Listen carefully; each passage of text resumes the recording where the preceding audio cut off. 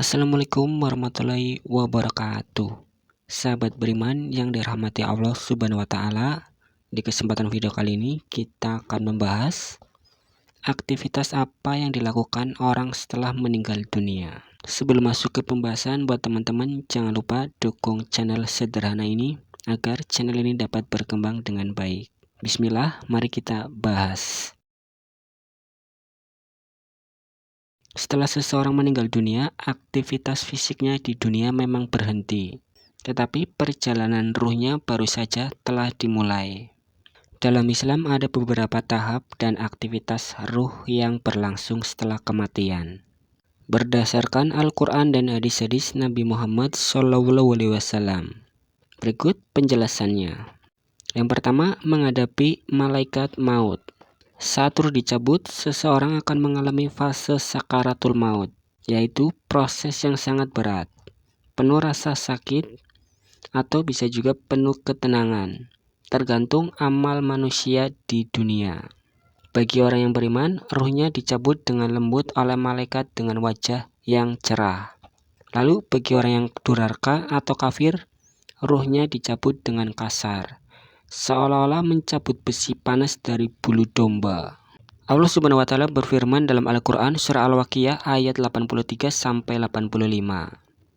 Maka kalau begitu, mengapa tidak mencegah ketika nyawa telah sampai di kerongkongan? Quran surah Al-Waqiah ayat 83. Lalu di surah ayat 84, surah Al-Waqiah, Allah Subhanahu wa Ta'ala berfirman, dan kamu ketika itu melihat.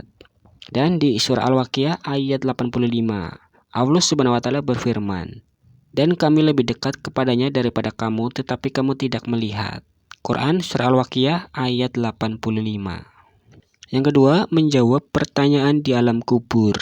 Setelah dimakamkan, seseorang akan didatangi dua malaikat, yaitu Munkar dan Nakir. Malaikat ini mengajukan 3 pertanyaan. Yang pertama, man robuka, siapa Tuhanmu? Yang kedua, madinuka, apa agamamu? Yang ketiga, man nabiyuka, siapa nabimu? Ketiga pertanyaan ini menjadi ujian pertama setelah seseorang meninggal dunia. Orang yang beriman akan dengan mudah menjawab karena iman mereka kuat. Sedangkan orang kafir dan munafik akan bingung dan gugup dan tidak bisa menjawab. Rasulullah bersabda, sesungguhnya seorang hamba ketika telah diletakkan di kuburannya dan para pengantar telah meninggalkannya, dia mendengar suara sandal mereka, lalu 2 malaikat mendatanginya dan bertanya. Hadis riwayat Bukhari dan Muslim. Yang ketiga, mengalami nikmat atau azab kubur, barzah. Setelah menjawab pertanyaan, manusia masuk ke fase alam barzah, yaitu masa penantian hingga hari kiamat. Orang yang beriman kuburannya menjadi taman surga, penuh cahaya, dan mereka tidur dengan tenang seperti pengantin baru menunggu waktu bangun. Sedangkan orang yang durhaka kuburannya menjadi lubang neraka, penuh siksaan, sempit dan gelap gulita. Rasulullah bersabda, kubur itu bisa menjadi taman dari taman-taman surga atau lubang dari lubang-lubang neraka. Hadis riwayat Tirmizi. Yang keempat, doa dan amal orang yang masih hidup tetap sampai. Meskipun orang yang sudah meninggal tidak bisa lagi beramal soleh, mereka masih bisa mendapatkan manfaat dari doa dan amal orang yang masih hidup. Seperti berikut ini. Yang pertama, doa anak soleh. Yang kedua, sedekah jariah yang pernah dilakukan di masa hidup. Yang ketiga, ilmu yang bermanfaat. Rasulullah bersabda, apabila seseorang telah meninggal dunia, terputuslah semua amalnya, kecuali 3 perkara, yaitu sedekah jariah, ilmu yang bermanfaat, dan doa anak yang soleh. Hadis riwayat Muslim. Yang kelima, menantikan hari kiamat. Di alam barzah, ruh manusia menunggu datangnya hari kiamat. Orang yang soleh menunggu dengan tenang seperti istirahatnya di taman surga. Sedangkan orang yang kafir menunggu dengan ketakutan, menyesali dosa-dosanya. Allah Subhanahu wa Ta'ala berfirman dalam Quran surah Al-Mu'minun ayat 100. Agar aku dapat berbuat kebajikan yang telah aku tinggalkan. Sekali-kali tidak. Sungguh itu adalah dalil yang diucapkannya saja. Dan di hadapan mereka ada barzah-barzah sampai pada hari mereka dibangkitkan.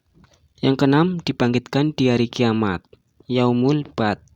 Saat kiamat telah tiba, semua manusia akan dibangkitkan dari kubur untuk menghadapi hari penghisapan. Ini adalah momen di mana semua amal akan diperlihatkan. Dalam Quran surah Al-Zalzalah ayat 6, Allah Subhanahu wa taala berfirman, pada hari itu manusia keluar dari kuburnya dalam keadaan berkelompok-kelompok untuk diperlihatkan kepada mereka balasan semua perbuatannya. Allah Subhanahu wa taala berfirman dalam Quran Al-Zalzalah ayat 7, maka barang siapa mengerjakan kebaikan seberat Zahra, niscaya dia akan melihat balasannya. Sahabat beriman yang dirahmati Allah Subhanahu wa taala, jadi itu aktivitas apa yang dilakukan oleh orang setelah meninggal dunia. Ingat, yang benar datangnya dari Allah Subhanahu wa taala, khilaf atau keliru datangnya dari diri saya pribadi sebagai manusia biasa.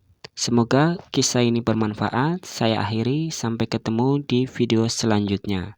Wassalamualaikum warahmatullahi wabarakatuh.